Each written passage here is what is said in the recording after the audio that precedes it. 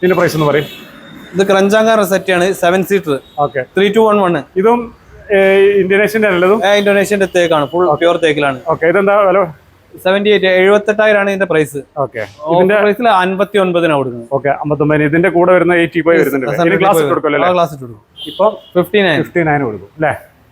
229 set ആ ഗണേശാറിനെ heavy set ആണ്. Okay, 189 നമ്മൾ കൊടുക്കാച്ച 169 ആക്കി. 169 ഇത് കൊടുക്കുന്നത് അല്ലേ? ഇതാണ് കേട്ടോ ഇതിന്റെ 7 സീറ്റർ പറഞ്ഞ വലിയൊരു ടീപ്പോയി വരുന്നുണ്ട്. പിന്നെ 1+1, പിന്നെ അത് കഴിഞ്ഞാൽ 3 സൈഡ് ടേബിളും ഉണ്ട്. 2. പിന്നെ ആ 2 സൈഡിലായിട്ട് അതേമാതിരി ചെറിയ സൈഡ് ടേബിൾസ് കിട്ടും, അവിടെ ഉണ്ട്.